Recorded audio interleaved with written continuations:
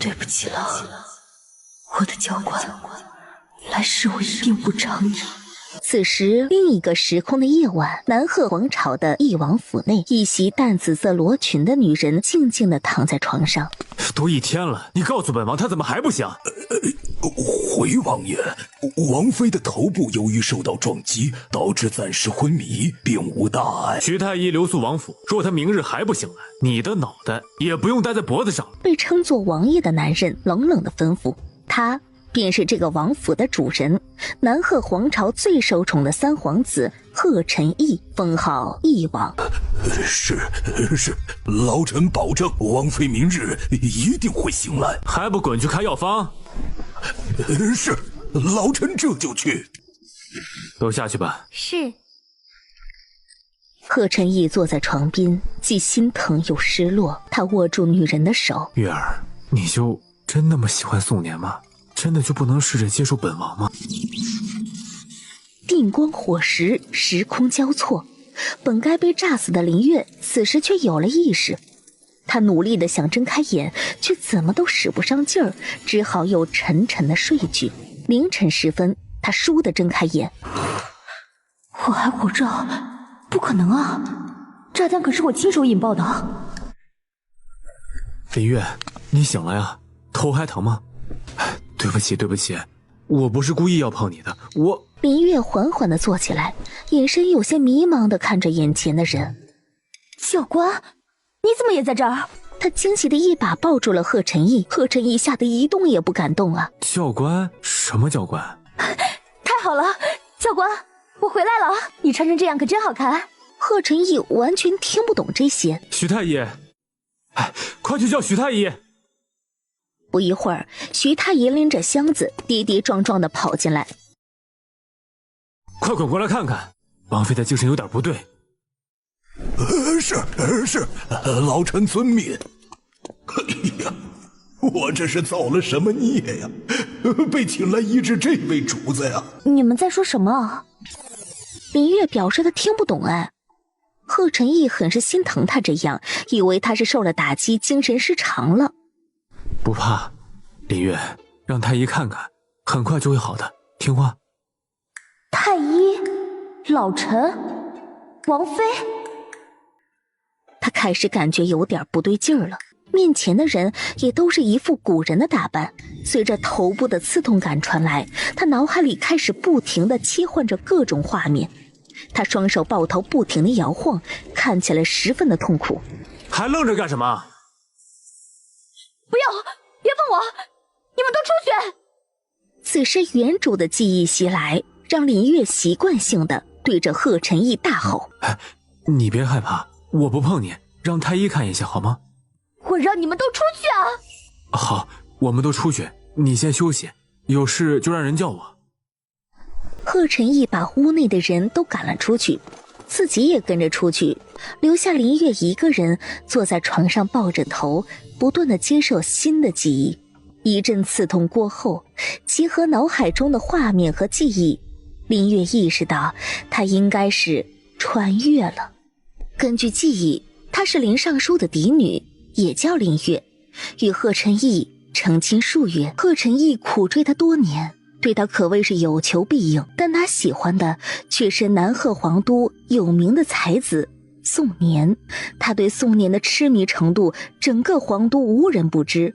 宋年却对他不温不火，直到他气急了，吵着要嫁给宋年。贺晨义急了，不顾他的反对，找南鹤皇求了赐婚圣旨。从此林月便恨上了他，哪怕是后来成亲了，也视他为洪水猛兽，从不愿与他亲近，并且只要稍有不顺，他就会对他大发脾气。每次他都默默地承受着。来人，王妃，您有何吩咐？皇爷在哪儿？王爷应该在书房。书房？对，我去书房找他。一路上，林月走得很快。王妃还没叫出来呢，林月就已经推开了门。林月，出了什么事？你怎么光着脚跑出来了？你是怎么照顾主子的？你们都出去。是。下人们立刻退了出去，并关上了房门。先把鞋穿上吧。贺晨义小心翼翼地将林月打横抱起，轻轻放在椅子上。你是不是傻？明知道会是这样，为什么还要坚持那么多年？你别哭，林月，我知道你讨厌我，你放心，我不逼你，也不会强迫你做任何事，只要你不离开王府，我什么都依你。我答应你，宋年诗会的帖子我帮你拿，别哭了好吗？你是不是傻？为什么人家都对你这样了，整个皇都都在笑话你，你为什么还要低三下四？贺晨义，我在。你过来，我以后不会再这样对你了。没关系，只要你开心就好。贺晨义任由他抱着，却不太肯伸手去回抱他。王爷，苏世子来了，您要见吗？让他滚！别啊，这多没礼貌。我已经没事了，那我先回去了，你有事就去忙吧。贺晨义，我头有点晕。我送你回去。他一把将他打横抱起，院子里候着的花衣男子立刻睁大眼睛看着，目送贺晨义抱着林月走出了院子。嘿，你这小子，你找死啊你！世子苏青云，义姓王，苏恒的儿子，都叫他苏世子。哎，我说，你家王妃这又是吃错什么药了？啊？这个属下也不知，世子还是自己去问王爷吧。将林月安顿好，贺晨义便返回清月院。竹墨，去给本世子泡壶好茶，本世子要找你家王爷好好的谈谈心。哎呀，你知道这2天外面都怎么议论的吗？说义王妃不检点，都成亲了，还为了追别的男人把脑袋给摔坏了，说义王没用，连自己的王妃都管不了，还怎么管朝政啊？等等等等。贺晨义只是听着，并没有接话。你想想，他自从跟你成亲以来闯了多少祸，还不全都是你去收拾烂摊子？你还嫌不够了呀？见贺晨义还是一言不发，苏云清急了。无双，你这又是何苦呢？一个女人而已，赶明儿本世子给你找一个温柔体贴的，保证比那林月天机营的水牢还空着。不用了，本世子突然想起来还有钥匙，我先走了。世子，你的折扇送你啦！贺晨义揉着眉心，外面的流言他怎会不知？他也明白，他唯有用到他的时候，才会有些好脸色。那么这次呢，月儿，你又会让我做什么呢？兰竹院这边，王妃，您在找什么？奴婢帮您找吧。我记得王爷之前有送过我一个簪子，放哪儿了？簪子不是被王妃给扔到后院的水塘里了吗？扔了。王妃说看见这东西觉得晦气，所以而且还是当着王爷的面扔的。被当面扔了，这厮当时应该伤心透了吧？想到这儿，他拎起裙摆就往后院方向跑去了。他要去找回来。王妃，您这是要干嘛呀？青衣忙追出去，院门口遇见了丫鬟紫玉。紫玉，你快去找王爷，说王妃去后院水塘了。王妃她不会游泳。紫玉吓得拔腿就往清月院跑去。贺晨义赶到的时候，看到的就是林月纵身一跳的画面。林月，不要！刚入水的林月还没有来得及寻找，就被人抱到了岸上。他本能的出手，一拳打在了贺晨义的胸口。贺晨义吐出了一口血。怎么是你？你有什么要求跟我提就是了，不要再伤害自己好不好？你不会以为我要跳河自杀吧？谁告诉你的？身后的青衣默默地低下了头。你别怕，我没有自杀，我只是突然想到有个簪子被扔进这水塘里了，想找回来而已。无妨，改日我带你去挑一些就是了。那怎么能一样？那可是你。等等，他这一拳还不足以到让他吐血的地步呀。无妨，你没事就好。永远是我没事就好，我开心就好。你能不能关心一下你自己？松开，把手给我。你体内有毒，你知道吗？已经很多年了。是谁干的？没有查出，也不知是什么毒。你刚刚吐血是因为用了轻功，以后不要再动武了。你怎么会懂这些？这个你不要多问，时候到了我会告诉你的。先回去吧，我帮你煮碗姜汤。贺晨义将林月打横抱起往回走。不用，你放我下来。那个，我不是那意思啊，我是担心你身体吃不消。我还没那么弱。他一路将林月抱回寝殿。先把衣服换了吧，我去煮姜汤。刚换好衣服，贺晨义就端着姜汤进来了，等没那么烫了才端给他。快喝吧，去寒，别再着凉了。那你喂我喝。好。他就这么一勺一勺认真的喂着，盯着男人的薄唇。林月含着一口姜汤就吻了上去，顺便把姜汤渡进了贺晨义的嘴里。这猝不及防的吻让贺晨义瞬间浑身紧绷，僵在那儿，忘了动作。怎么？你嫌弃我嘴里的？不是的，我不嫌弃，真的，我只是没有想到。你要慢慢习惯啊，往后你想不到的还多着呢。喝完姜汤，在贺晨义的照顾下，他沉沉睡去。看着熟睡的人儿，贺晨义轻叹：月儿，不管你有什么目的，我都不会放你离开。第二天，林月起了个大早，便开始了锻炼。他发现这具身体的底子很不错，还有内力呢。锻炼结束，正在用早膳，紫玉就匆匆地跑来禀报：王妃，太子殿下，四皇子和明珠公主来了。这么早？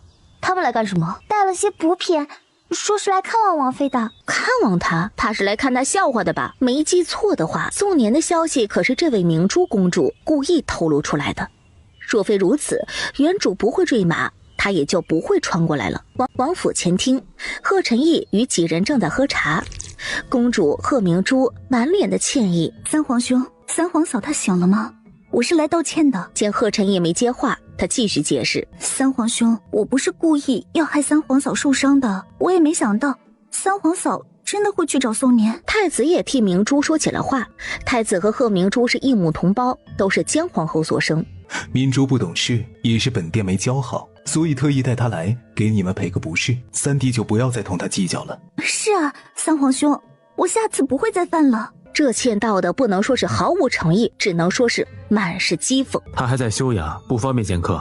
四皇子贺景峰更是一副看戏的表情。看来这次伤得不轻啊，三哥你也是，明知三嫂不会骑马，也不拦着点，这让全城的百姓都看了笑话。义王府的事还轮不到外人操心，若没别的事，主墨送客。府上来客人了，夫君怎么也不让人通报一声，倒显得本王妃怠慢了。林月走进去，很自然地坐到了贺晨义的身边。去拿点点心来，再给各位续上茶水。贺晨义有些懵，他混得夫君，他终于愿意承认自己义王妃的身份了。三皇嫂，你没事了吧？都是我不好。贺明珠假惺惺的道歉。本王妃好得很，说起来我还要感谢公主呢。三皇嫂这话是什么意思？以前年轻追错了人，这一摔倒是把我给摔醒了。我发现王爷才是我最想要的人，所以王爷原谅我以前的不懂事好吗？这猝不及防的表白让贺晨义的大脑有一瞬间的空白。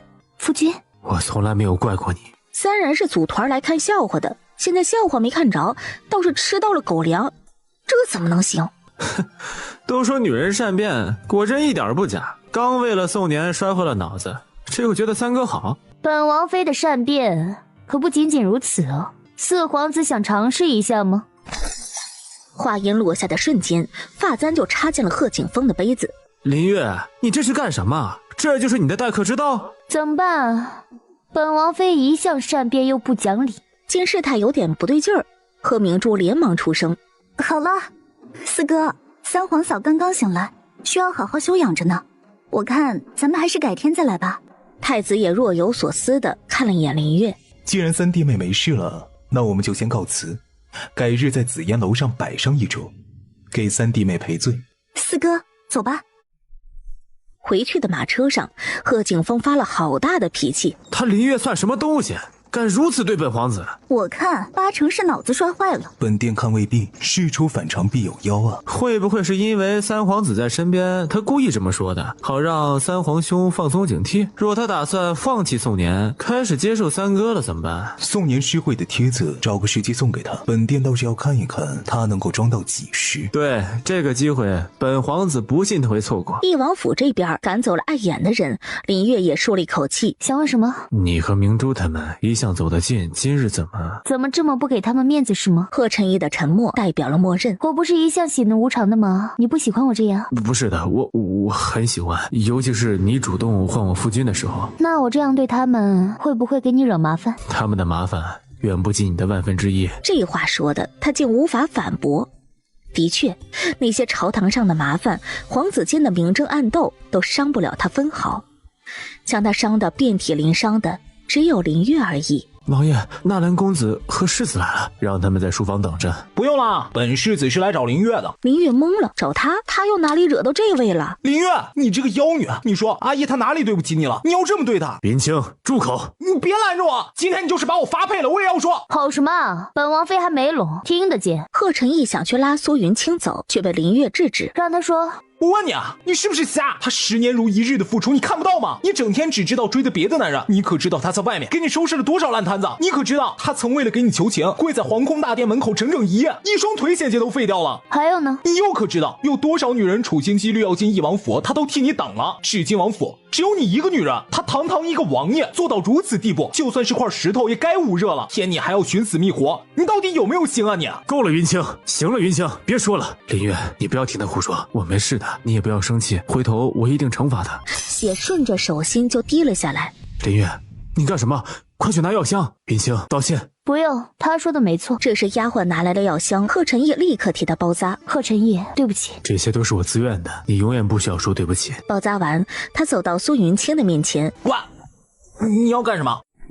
你好样的。说完就这么头也不回的走了。纳兰云锦看着林月的背影，若有所思。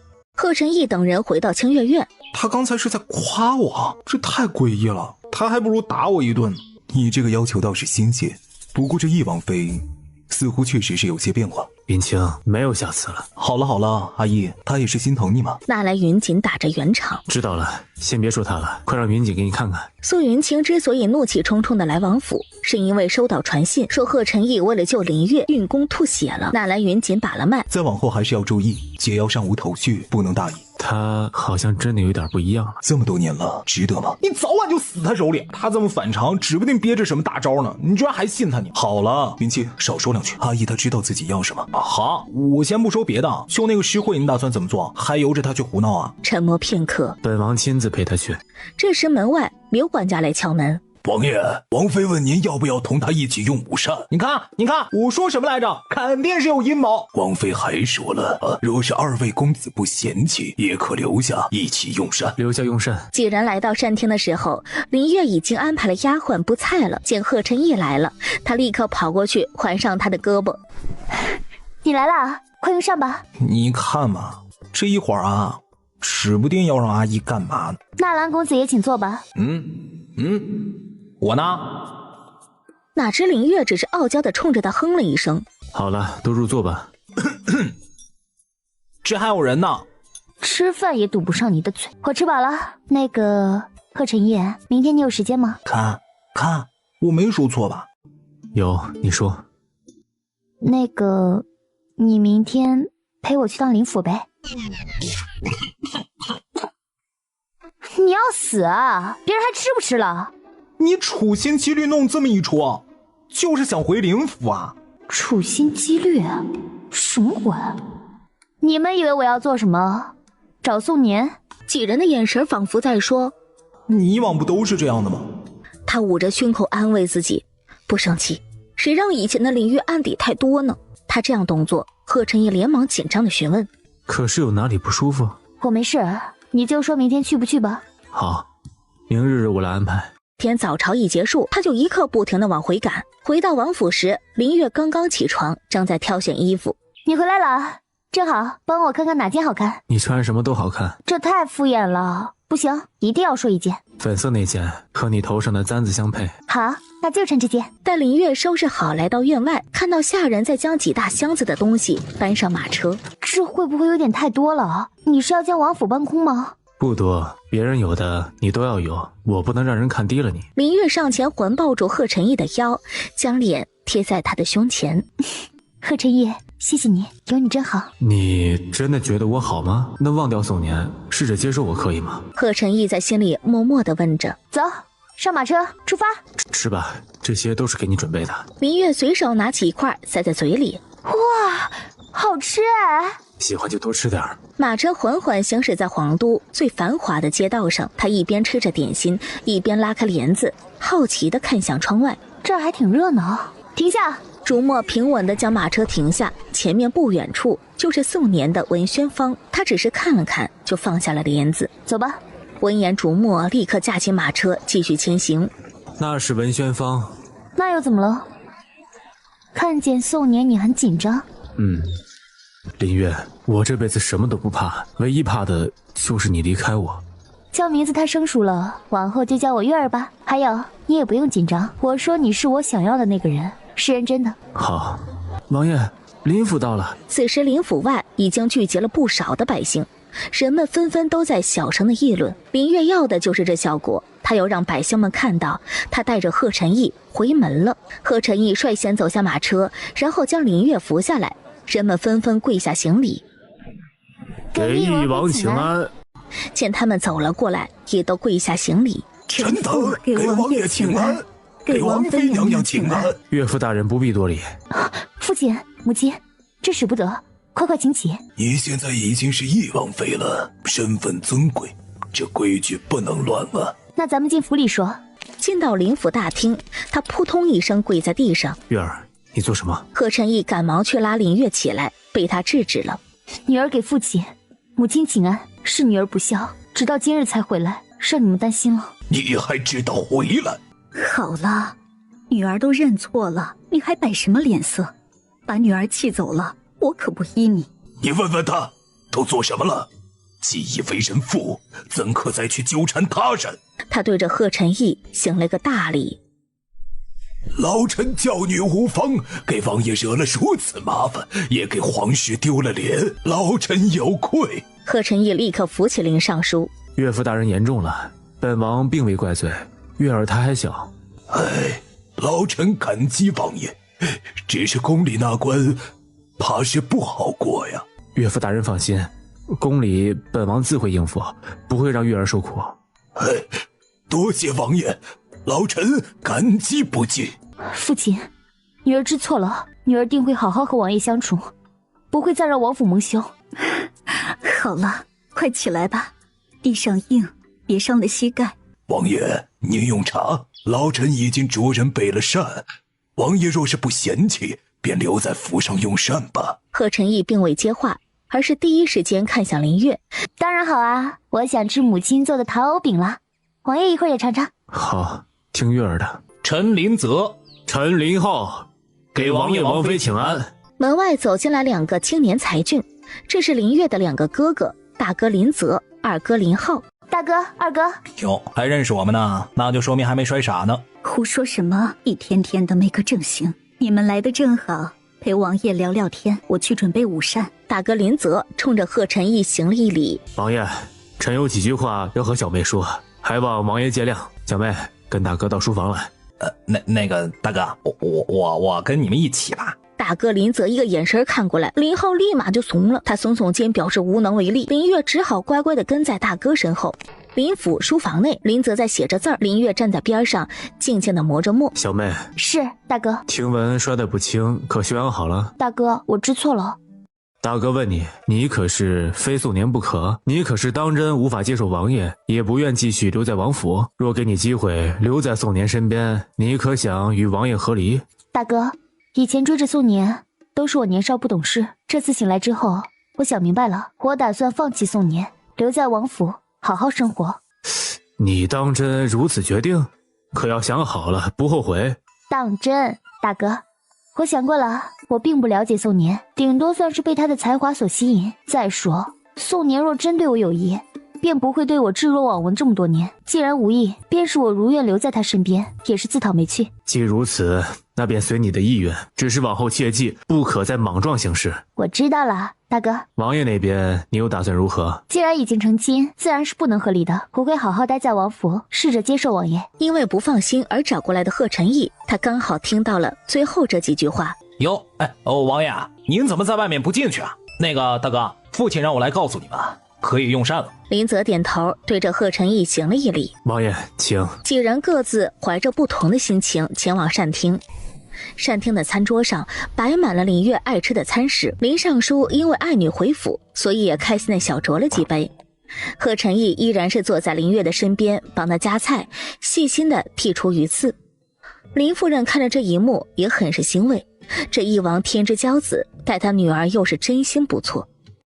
于是乎用完膳，林尚书和两位公子陪着贺晨义分析朝堂之事，他便将林月叫到他的寝殿，拿出了一本册子。月儿，你跟母亲说实话，现如今你和王爷是如何了？什么如何？母亲是想问你和王爷可曾圆房？母亲，你说什么呢？这个册子原是要出嫁时便给你的，现在也为时不晚。母亲看出来了，王爷他是真心待你的，你莫要辜负了他。林月接过册子翻开，上面竟是一些让人脸红心跳的画面。母亲，他将册子收好，又陪着林夫人说了会儿话，便去找贺晨义一道回王府了。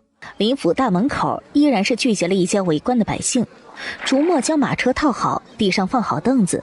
贺晨义先将林月扶上马车，自己再上去。林尚福领着府中之人，目送着马车离开。臣等恭送王爷，恭送王妃。人群中一双眼睛将这些尽收眼底，不多时消息便传到了唐将军府邸唐柔的耳朵里。唐柔是将军唐永莲的独生女，一直爱慕贺晨义。马车刚刚在王府门前停稳，刘管家就上来汇报：王爷，宫里来人了。月儿，你先回院里休息。怎么？你是觉得我不配见宫里的人？走吧，本王妃去瞧瞧。贺晨义只好跟在他的身后一起去往前厅。前厅站着一位宫里来的嬷嬷。老奴给王爷请安，给王妃娘娘请安。赵嬷嬷免礼。老奴是奉太后的旨意前来看望懿王妃的，这是太后让带来的。太后她老人家宣懿王妃明日去义和宫坐坐，有劳赵嬷嬷了。哎呦，王妃这使不得，可折煞老奴了。嬷嬷别推辞了，你对我家王爷照顾有加，本王妃都记在心里。那老奴谢王妃赏赐。王爷王妃，老奴还赶着回去伺候太后，就先告退啦。刘管家，替本王妃送送赵嬷嬷。月儿，明日你若不想去，我可以去和太后说。太后召见，我若不去，那岂不是抗旨了？到时候那帮人又要给你安个罪名。放心了，我可以应付的。第二天一早，贺晨义早早就来到兰竹院，等林月梳洗更衣好了，他也备好了早膳。为何穿得如此素雅？就这样挺好啊，我又不是进宫去选美。先用膳，进宫后一切有我，不要担心。好，我知道了。兵来将挡，水来土掩。二人用完膳，便乘坐马车前往皇宫。竹墨驾驶马车到达宫门口，将马车停好后，几人步行进宫里。还没走到颐和宫，就有人来请贺晨义了。老奴参见义王，参见义王妃。来人是南贺皇帝身边的魏公公。免礼，何事？回王爷，皇上请您到大殿去一趟，有要事商讨。太后召见，本王此刻要去义和宫。皇上请您即刻过去。我可以的，你快去吧，别让父皇久等了。竹墨，护送王妃去义和宫，有事随时来报，属下领命。贺晨义随魏公公去往大殿，竹墨护送林月他们去往义和宫。义和宫门口已经有几位嫔妃在等着给太后请安。哟，这不是咱们的懿王妃吗？这是商量好了？可不是，都能进宫了，只不过人家宋公子可不在宫里。稍微回想一下，林月就认出了这带头的便是四皇子贺景峰的生母兰妃。果然有其母必有其子呀，母子俩一个德行。这时赵嬷嬷走出来宣话：各位主子，太后有请。太后坐在上座，优雅地喝着茶。她是南贺皇帝的生母，扶持皇帝登基，也是个厉害角色。臣妾给太后请安。免礼，赐座。孙媳林月给太后娘娘请安。你可知罪？林月知罪，请太后责罚。懿王妃认错倒是积极，只是这做的实在有损皇室颜面。你可知你的所作所为，哀家处死你都不为过。恳请皇祖母给孙媳一个说话的机会。哀家倒是要看看你还有什么可说的。谢皇祖母，孙媳自知伤害了王爷，也让皇室蒙了羞，应当受罚。可皇祖母若处死孙媳，王爷必定伤心，也会让您和王爷心生嫌隙。并非孙媳贪生怕死，只是想恳请皇祖母给孙媳一个补偿王爷的机会。孙媳定当守好本分，做好这个懿王妃，不辜负您和王爷的厚爱。这番话成功的让太后对林月有了些改观。倒不是个笨的，知道拿他的孙儿来赌他。倘若哀家不答应呢？孙喜愿在殿外长跪不起，直到皇祖母答应为止。你若想跪，那便跪着吧。谢皇祖母恩典。林月走到殿外，笔直地跪在了地上。哀家罚了，都退下吧。是，臣妾告退。走到门口，兰妃路过林月的时候，特意停下来。玉王妃这性子转得还真快啊，只可惜了这宋公子，昨儿个还跟风打听你的伤势。哼，见人都走了，青衣赶忙过来劝说：王妃，您这是何苦呢？有王爷在，太后不会真的罚您的。你不懂，你们两个谁都不许去找王爷。可为了给林月求情，贺晨义曾跪在南鹤皇的大殿外一夜。林月连看都没有去看过他，这一次就当他补偿他了。皇宫大殿书房内，除了最小的五皇子贺景瑞，其他4位皇子都在。翼王贺晨义、太子贺景成、2皇子贺景勋、4皇子贺景峰，他们正在讨论剿匪事宜。皇都城外有一处叠岭山，地形险要，上面有一群山匪。最近这群山匪频繁骚扰，城中百姓深受其害。南鹤皇指着奏折问：玉儿，这件事情你有何看法？身在大殿的贺晨义心却飘去了颐和宫，就连南鹤皇在询问他的看法，他都没有听到。见贺晨义没有回应，太子故意提醒：三弟，在想些什么？父皇问话呢。在想大哥有胆识有谋略，定有法子收拾那帮山匪。知子莫如父，对这个儿子他是既心疼又生气。他最喜爱的儿子恨铁不成钢呀。三弟谦虚了，整个南怀谁不知道翼王谋略过人呢？贺景峰也趁机附和：是啊，皇帝也认为三哥是最合适的人选。薰儿呢？你有什么想法？贺景勋排行老2，孟贵妃所生。山匪作乱已久，根基较深，需从长计议，儿臣但凭父皇吩咐。言之有理。那么此事便交由叶儿负责，薰儿协助。太子见山匪一事敲定，便提起了诗会的事儿。父皇，下月便是皇都诗会，儿臣请求父皇将操办一事交由儿臣负责。南鹤皇想了一下，今年的诗会便交由太子来负责，朕要亲自去看看。是，儿臣领命。大殿这边的事情一商讨完，贺晨义就迫不及待地赶去颐和宫。一进宫门，就看到跪在殿外的林月。月儿为何跪在这里？你忙完了，我没事。他转头又问青衣：你说，回王爷，是王妃自己要跪的。这时太子等人也跟了过来。三嫂也在宫里啊，这是又来和三哥和离的？本王的王妃要如何，还轮不到他人来管。三哥，我也是为了你好，强扭的瓜不甜。既然三嫂已经心有所属，我看你也别强求了。竟不知4皇子如此通情达理，不过操心过度容易伤身，所以本王妃劝你要惜命，少管闲事。你好了好了，四弟，咱们先去给太后请安吧。吵吵闹闹的，成何体统？赵嬷嬷扶着太后出现在殿门口。孙儿给皇祖母请安。都免礼吧。皇祖母，你答应过孙儿的。是你的王妃自个儿要跪的，哀家也没法子。孙儿是不会合理的。罢了，以王妃也跪了这么久了，哀家准了。孙媳谢皇祖母成全。月儿，你起来，我不要合理。是你说的不合理，以后可不许反悔哦。闻言，贺晨义愣在那儿，脑袋一时转不过弯来。皇祖母，月儿这……好了，你们年轻人的事情，哀家是管不了了，哀家罚了，都散了吧。太后在赵嬷嬷的搀扶下，步履缓慢地走进殿内。林月盯着太后的腿看了一会儿，这姿势有些奇怪啊。月儿，这到底是怎么回事啊？我犯了错，当然是要受罚的。太后仁慈，给了我将功补过的机会。走吧，咱们回府。三弟，我看择日不如撞日，本殿做东，咱们一起去紫烟楼用个膳，二弟也一起。本王没兴趣。太子殿下诚心邀请，我们夫妇怎好推辞？那便紫烟楼见了。众人各自乘坐马车前往紫烟楼。马车上，贺晨义很自然地拿起林月的腿，给他按摩膝盖。我不是说了一切有我，下次别再犯傻了。贺晨义，你后悔过吗？什么？我做了那么多错事，伤了你那么久，你有没有后悔娶了我？娶你？我从没有后悔过。我一直都知道你心里有别人，所以我不怪你，我只恨我自己没有能力让你喜欢我。闻言，林月瞬间红了眼眶，逐墨在马车外汇报：王爷，紫烟楼到了。紫烟楼的人见到他们都纷纷行礼，给义王爷请安，给义王妃请安。都免礼吧。丁小二领着他们走向2楼包间，门一打开，里面除了3位皇子，还有贺明珠以及几个不熟悉的面孔。三皇兄，三皇嫂，唐柔见过义王，见过义王妃。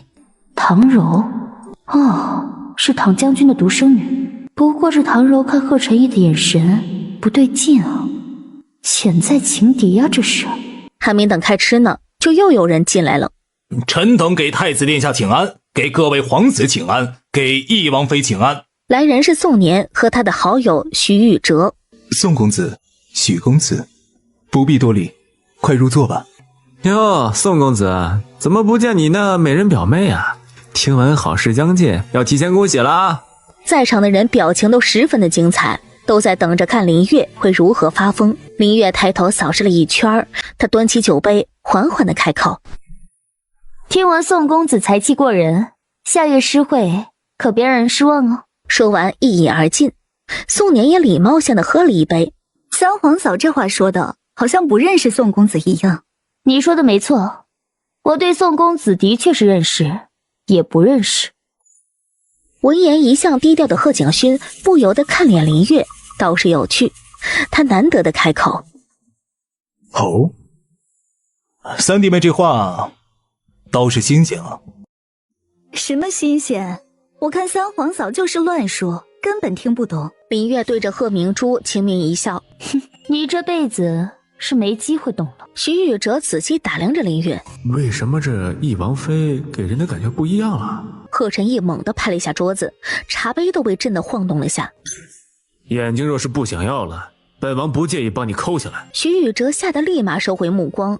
臣女听闻王妃娘娘之前颇为欣赏宋公子，倒不像臣女只喜欢有谋略之人。说完还羞涩地看了眼贺晨义。林月无语了，这小心思暴露无遗。你放心，有本王妃在一日，定不会让你如愿。听闻前几日王妃坠马了，可休养好了。这么危险的事，王妃还是要少做做，毕竟也要顾及王爷的颜面。贺晨义眼神冰冷地看着唐柔，你算是什么东西，也配来说叫本王的王妃？想不到唐将军府竟是如此家教。闻言，唐柔立即跪下：王爷恕罪，臣女一时失言。见美人跪下，太子赶忙出言维护：本殿看唐姑娘也并非恶意，今日难得相聚，看在本殿的面子上，三弟就别计较了。谢太子殿下。夫君不必为这些动气。各位，戏也唱够了，该好好用膳了吧。说完，他旁若无人地吃起来。贺晨义更是体贴地给他夹菜，众人各怀心思地用着膳。唐柔眼里的妒意更是藏也藏不住，手里的帕子都要被他扯坏了。这些人的小心思完全影响不了林月的食欲。他吃饱了，微妙的饭局也就该结束了。众人各自离开紫烟楼，回王府的马车上，林月盯着贺晨义：招蜂引蝶。月儿这话从何说起？说说看，那唐美人是怎么回事？唐美人？你是说唐柔？你看啊，果然你也觉得唐柔是美人吧？我就知道，你们男人啊，都一个样。闻言，贺晨义宠溺地摸了摸他的头发：在我这里没有美人，只有月儿和其他女人之分。这话我爱听。晚膳时，二人一起在兰竹院用膳。贺晨义很珍惜这样和睦相处的时光。明日我要去趟天机营，你好好在府里休息。天机营是类似军营的地方吗？有事上岛。可以带上我吗？古代的军营耶，他若不去见识一下，也太对不起他前世的身份了。见贺晨义似有顾虑，我保证乖乖的，不惹祸，好不好嘛？好，带上你。就知道你最好啦。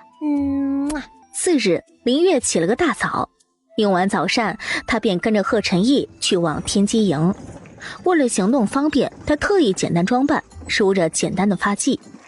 马车一路行驶到了郊外，天机营位于皇都郊外一处山下，是贺晨义封王的时候南贺皇帝交给他的。传闻那里的5万精兵可抵大军30万，所以太子贺景成视贺晨义为眼中钉。此时苏云清正在营房内查看花名册，当看到贺晨义领着林月出现的时候，瞬间惊掉了下巴。你居然把他带到这儿来，你真是色令智昏你啊！林月则是嘚瑟的打招呼，看上去很欠扁。嗨，你好啊，苏世子。气死你！苏云清见贺晨义不理他，他又转向林月。喂，这里都是男人，你一个女子不在府中刺绣女工，你跑来这里做什？要你管，我乐意。来啊，互相伤害啊！你过来，看我敢不敢打你！你过来！林月往贺晨义背后一躲，只露出个头。我就站在这儿，有本事你来啊！你躲在人家背后，你算什么英雄好汉你啊？我只是个小女子，我就躲，你奈我何？好了，云清，不可胡闹。贺晨义的偏心显而易见，苏云清故作生气的一哼，二人暂时熄火停战。这时进来几个军官模样的人，领头的是位参将，姓于。几人看见营房内有个女人，都颇为惊讶。属下于涛，参见王爷。因为贺晨义要与苏云清等人商讨剿匪事宜，所以林月就坐在不远处喝茶吃点心。贺晨义领着几人围着沙盘，在研究叠岭山的地形。看他们讨论的激烈，林月都忍不住想凑上前去看看沙盘。林月蹑手蹑脚地走过去，贺晨义抬头看了看他。可是乏了？没有，我就是好奇，想看看。你们继续研究。只是半天过去了，也没有商讨出什么好的方案。那个，我能说2句不？苏云清一副见鬼的表情。你呀，别说我看不起你啊，看得懂沙盘吗？了解排兵布阵吗？知道打仗是怎么回事吗？边上吃人的点心去吧。林月也不恼，只是继续拉着贺晨义的衣角。好，月儿有何想法？一接触到沙盘，他的气质瞬间就变了。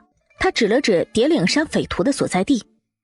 你看，这地方四面环山，属于易守难攻的地形，强攻不仅胜算几率渺茫，也会让我军损失惨重。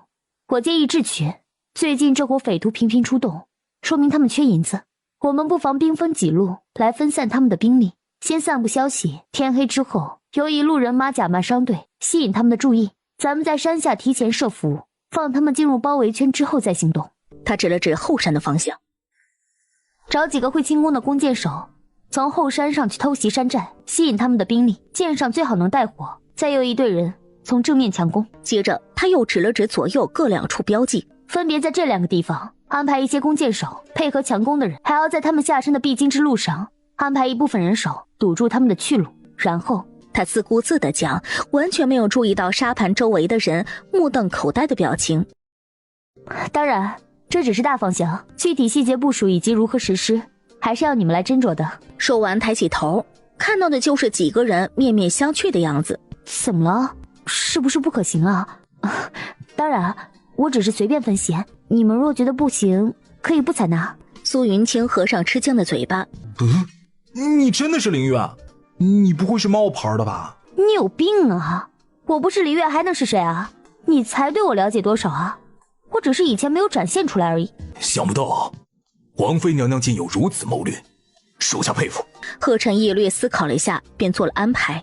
月儿的方案可行，云清、于参将，你们2人先着手安排，明日带林副将回来，再仔细部署。林副将便是林月的2哥林浩，在天机营任副将一职。这边商讨完了，贺晨义就带着林月四处参观去了。天机营占地面积很大，从营房、伙房等一路看过去，不时有士兵经过，看见林月都很惊讶，毕竟这里还从未有女子来过。虽然古代的军营和现代还是有很大差别的，但熟悉感还是油然而生。来到兵器库，看到琳琅满目的兵器，他忍不住伸手触摸。贺晨义将这些看在眼里。那个，我能去看看他们操练吗？贺晨义点了点头。离得远些，刀剑无眼，别被误伤了。去操练场的途中，经过一处特殊的建筑，看上去类似于刑房的样子。这里是关押犯人的刑房？关押犯人有大理寺，天机营里关着的都是特殊的人。没错，一个特殊的人已经在这里的地牢里关了几年了。不得不说，天机营的操练场景是真的很壮观。林月站在看台上，看着底下士兵们的操练，热血沸腾。他仿佛看到了以前的自己。在天机营用过膳，他们便乘坐马车回府了。许是这段时间操劳过度，马车上贺晨义略显疲惫。林月有些担心他体内的毒，看来他要把这个提上日程了。回到王府，贺晨义本是要去书房处理正事，却被林月要求去休息。用过晚膳，二人坐在院里谈心。贺晨义，你是从什么时候开始喜欢我的？你还很小的时候。那你是看上我哪儿了？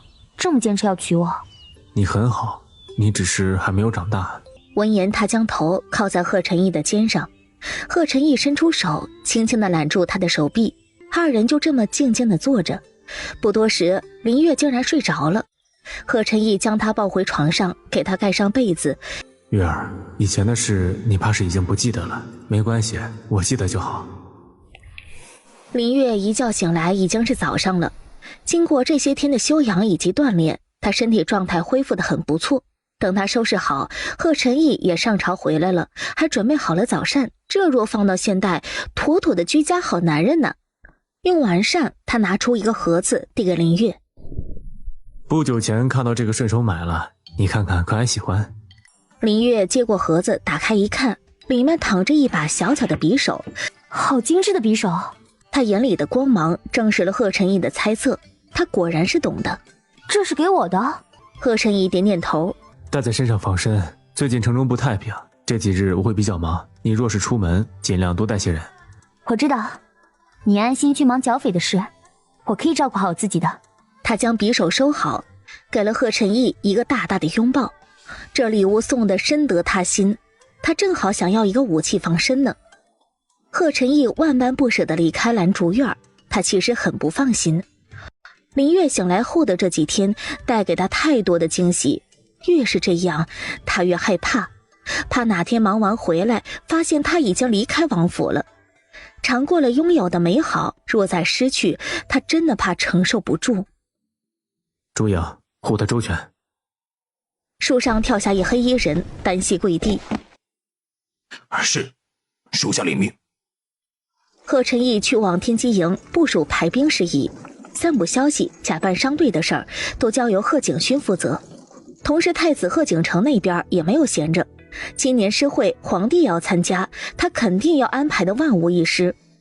届时会有众多文人才子涌入皇都，这也是招才纳贤的好机会。所以太子近日频频召见宋年，意图提前物色好可用之才。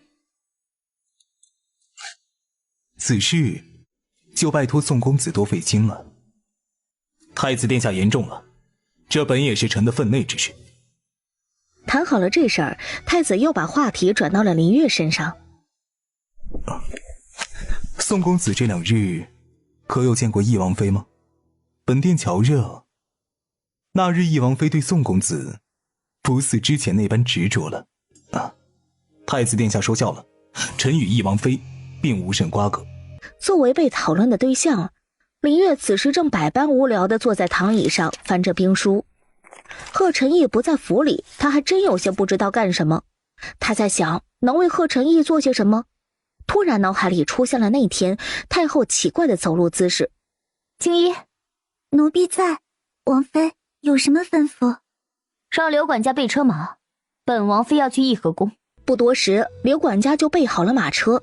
马车行驶在去皇宫的路上，敏锐的林月感觉到这一路都有人在跟着。刚到宫门口，就碰到了同样准备进宫的唐柔。唐柔是应贺明珠的邀请来的。见过翼王妃。见只有林月一人，唐柔也没了顾忌，简单的行礼之后便开始挑衅。想不到在这儿碰上翼王妃了，臣女还以为翼王妃这会儿在宋府呢。唐柔，你不必装模作样，本王妃知你心中所想，本王妃今日也把话放在这儿，只要本王妃还活着，你就进不了义王府的门。说完也不等唐柔回应，就直接进宫去了。看着林月的背影，唐柔气得跺脚。一进入贺明珠的殿内，唐柔就一副眼眶微红、委屈可怜的模样。见状，贺明珠立刻问她：“唐姐姐，你这是怎么了？”唐柔拿出手帕，装模作样的擦着眼泪不说话。她的婢女莲儿立即回话：“回公主殿下，我家主子是在宫门口遇上了义王妃。”唐柔故作生气的轻斥：“多嘴，不许胡说！是不是三皇嫂她欺负你了？多谢公主关心，臣女没事。你呀，也是太善良了，怎么还替她掩护？你放心，本公主帮你出气。”这二人都不喜欢林月，所以成为了朋友。要不怎么说敌人的敌人就是朋友呢？而被当作敌人的林月此刻并不关心这些。他来到义和宫后，因太后身体不适还在休息，所以赵嬷嬷领着他在偏殿等候。一盏茶的功夫，太后便醒过来召见他了。孙媳林月，给皇祖母请安。免礼，赐座。义王妃今日来找哀家，所谓何事啊？回皇祖母，王爷这几日有事，不能来宫里给皇祖母请安，所以孙媳替王爷进宫来陪陪皇祖母。这话说到太后心坎上了。来，好孩子，坐到哀家身边来。是，皇祖母。林月这乖巧的模样让太后看了也颇为满意。赵嬷嬷，将哀家那只翡翠玉镯拿来给义王妃。孙媳谢皇祖母赏赐。林月欣然接受，面色如常，也不端着，也不激动。太后倒是又高看了他一眼。林月踌躇了一会儿，还是决定开口：“那日瞧着皇祖母走路似有痛苦，可否让孙媳看看您的腿？”难得你有这份孝心。林月先仔细地检查了一番，腿部并没有肌肉萎缩的情况，又把了脉，身体状况还行，只有一些小问题。他又将手放在太后的颈椎部，缓缓按摩，太后瞬间觉得轻松不少。你这手法倒是不错。皇祖母平日是不是有颈部疼痛，有时还伴有头晕的症状？你这么一说，倒还真是这样。那皇祖母觉得我按的怎么样？你这一按，哀家倒是感觉轻松了不少。那我往后经常过来帮皇祖母按，可好？虽然他知道太后这是由于长期颈椎问题没有得到及时治疗，压迫神经导致行走不便，最好是针灸再辅以按摩，但又怕太后一下子不会信任他，所以先循序渐进吧。好，义王妃有心了。从义和宫出来，林月便乘坐马车去往皇都城的街市，他要找一家饭馆好好的吃一顿。不出意料，依旧是有人一路跟着。马车缓慢行驶在街道上，一间名为月满楼的酒楼映入眼帘。停！马车平稳地停在月满楼的门口。下了马车进入酒楼，月满楼的人立刻上来行礼。哟，见过王妃娘娘。免礼。王妃娘娘楼上请。不用雅洁，楼上客座即可。点了这里的招牌菜，挑了个靠窗的位置，看着街上的车水马龙。如此安逸的生活，他前世还真没有享受过。正当吃得开心的时候，一个不算熟悉的人走进了月满楼。二皇子贺景勋，他也看到了坐在楼上的林月，他走上来打招呼：“义王妃好雅兴，一个人在此用膳啊？”二皇兄不是也一样？义王妃不介意本皇子坐下一起用膳吧？有何不可？他这坦然的态度倒是让贺景勋觉得越来越有意思了。他很难将面前的人和之前那个胡作非为的义王妃联系起来。丁小二端来了酒菜，二人开吃。不多时，楼下又进来几人，从穿着打扮上看去，不像是本地人，倒像是赶路的商人。这几人找了个中间的位置坐下，四处看了看。只见为首的那个大胡子看了贺景勋一眼，贺景勋微微地点了下头。商人贺景勋。敏锐的林月瞬间发觉了什么。一直以来，酒楼茶馆都是散布消息、打探消息的好地方。果不其然，就见大胡子叫来了店小二：“伙计，你们这有什么好吃的？快给爷几个上菜，吃完我们还赶路呢。”“好嘞，客官您稍等。”店小二麻溜的去准备了。在这间隙，他们果然聊起了商队送货的事儿。还有意无意地透露出这批货物价值不菲。看来他猜得不错，怕是这几天贺晨义有的忙了。怎么办？还真有些担心呢。一顿饭吃得心事重重。二皇兄，这顿本王妃请了，本王妃还有事，先走一步。贺景勋的眼睛一直追随着林月，直到他上了马车。有趣。回王府的路上，路过一家药铺，他又停下来，在药材铺里停留了一段时间，选了些药材。等他回到王府，二哥林浩已经在府中等他了，一副风尘仆仆的模样。二哥，你怎么来了？林浩从怀中掏出了个盒子。这次去城外办事，看到这个就给你买喽。这是什么？打开盒子一看，一个兰花的山坠儿，好漂亮的山坠啊！看到林月喜欢，林浩咧着嘴笑得贱兮兮的。我就知道你会喜欢。好了好了，你要熬歇着，我还得赶回天机营找王爷汇报呢。你一回城就直接来了王府，就为了给我送山坠？林浩点头憨笑了几声，看着林浩骑马远去的背影，林月突然觉得自己何其幸运。一晃3天过去了，贺晨义自那天去了天机营后，就没有再回过王府了。不知道他那边情况如何了。晚膳过后，继续摆弄药材的林月忽然开始心神不宁起来，他有种不好的预感，总感觉有事要发生。也没心情摆弄药材了，他决定泡个澡，好好睡一觉，说不定明天就会带来好消息。刚睡下不久，林月突然被一阵噩梦惊醒。不行，他等不了了。他披上衣服来到屋外。出来。并没有得到回应。本王妃知道你们安危在，我再说一次，出来。屋顶跳下了一个黑衣人，单膝跪地。王妃娘娘，请吩咐。其实刚刚暗卫并不是不服从，只是没有想到王妃知道他们的存在。给本王妃准备一套夜行衣，送我去叠岭山。这王妃娘娘不可，叠岭山实在是太过危险了。你要做的是服从命令，而不是质疑，懂？一切由本王妃担着。可是王妃娘娘，看本王妃说的做，磨磨唧唧，服从命令是你的天职。是，属下遵命。很快烛影就准备好了，林月换上装备，二人赶往叠岭山。在快到叠岭山的时候停下了，林月让烛影先回王府去，然后转身打算独自前往。这下烛影说什么都不同意了，他立刻跪下。王妃娘娘，王爷命令属下护您周全，还请王妃成全。林月脚步停下，迟疑了一下，随即转身，出手快如闪电般将匕首架在了烛影的脖子上。烛影吃惊地看着林月。